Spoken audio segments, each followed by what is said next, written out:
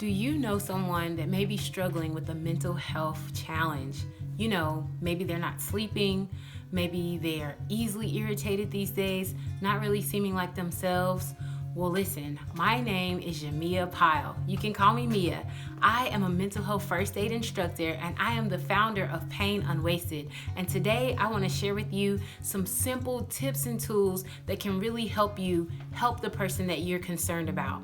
Listen, I remember a few nights before I was going to take my own life. I remember thinking to myself, do people get it? Does anyone really care? Don't they see that I'm battling, that I'm struggling? Does anyone notice? That's it, I'm done. Well, as you can see, I'm here now. I survived my attempt. And from that moment on, I have been an advocate, a speaker, a teacher, going around and sharing what I know because I know it will save a life. And so let me share it with you right now. This information is coming from the National Council for Mental Well-Being. This acronym that I'm sharing with you is called A.L.G.E.E. Yes, A.L.G.E.E.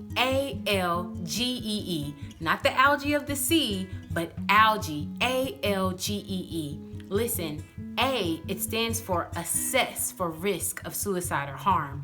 L stands for listen without judgment. Then you have G, which means to give reassurance and information. Then we have E, encourage appropriate professional help.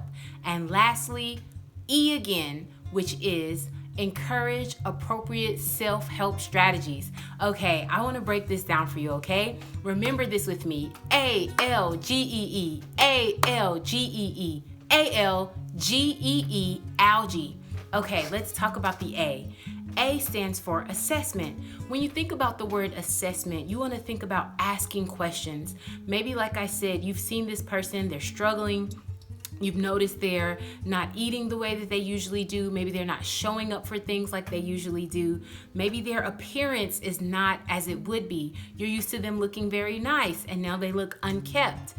This is part of your assessment, just noticing. But also, your assessment has to do with asking questions. It may sound like this: hi, I've noticed you haven't been coming to coffee break lately.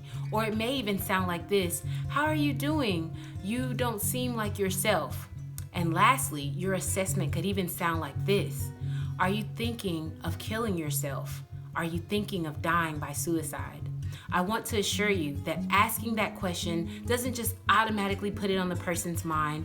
It's a way of shining the light and letting the person know that you care. And you'd rather they say, oh, I can't believe you asked me that, rather than to say, actually, yes, I am. What if you didn't assess?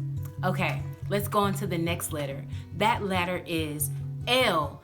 L stands for listen without judgment. Can I ask you this? Have you ever been talking to someone and you're trying to open up your heart to them and they kind of say, oh, I already know what you're going to say and this is the answer to your problem? I know, right? It just makes you feel like, I'm never going to talk to that person again. Or worse yet, have you ever been talking to someone and they pull out their cell phone and they're answering texts and they're not really making eye contact, they're not looking at you, and then you ask them a question and they're like, oh, sorry, could you repeat that? I know, right? You do not want to be that person. Listening without judgment involves paying attention. You are making the appropriate eye contact for that person. You are all in, okay? Time to put down that phone, time to listen to what the person has to say because you may need to ask them questions about it. And most importantly, whatever the person says, please don't judge it. What's wrong with you? Don't you know you'll go to hell? Or something like, well, if you do that, everybody's gonna miss you and our lives will be terrible. At this moment, no matter how you feel about what the person is saying, whether you agree or disagree, it's best to leave your personal feelings and thoughts with yourself to another time that may be more appropriate.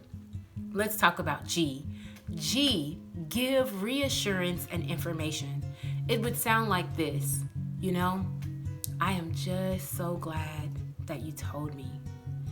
That's what giving reassurance can sound like. It's letting the person know that you are a safe space, a safe place, a safe person to talk to about how they're feeling. Then we have E, encourage appropriate professional help.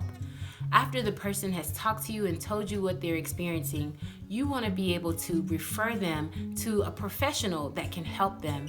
One of my favorite go-tos is a physician, a primary care physician specifically, someone that can assess to make sure there aren't other underlying health conditions, but they can also refer out to other professionals such as therapists, counselors, and things of that nature.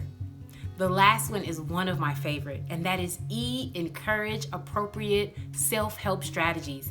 This is where you can tell the person about how wonderful it is to get out in nature and sunshine. Is there a wonderful self-help book that the person could utilize that can help them? Maybe there are certain types of meetings that the person could go to where other people may have a similar problem as they are experiencing. There are so many wonderful strategies that you can share with the person that they can do for themselves. Now, I do want to warn you, sometimes a person may not want your help. They may even downplay what you have said you saw in your assessment because they may be afraid that if they talk to you about this, what will be the backlash? Will the boss fire me? Will my family, not want to talk to me anymore? Will I not have friends? And so be aware of that. Okay, so you may be wondering, Mia, does this really work? Because I need it to work. Yes, the answer is yes, it works. I've had someone very close to me needing these tools, okay? I had to do the assessment. I had to ask them, are you thinking of taking your life? Are you thinking of dying by suicide? The person actually said yes, and I was able to use the resources that I learned from taking the course to direct them, and they are alive today, and they are doing well. Not only that, but I've even had students of mine say, wow, I'm so glad I took this class. After I took this course, shortly after, a person came to me needing help and I was able to direct them. I was able to advise them.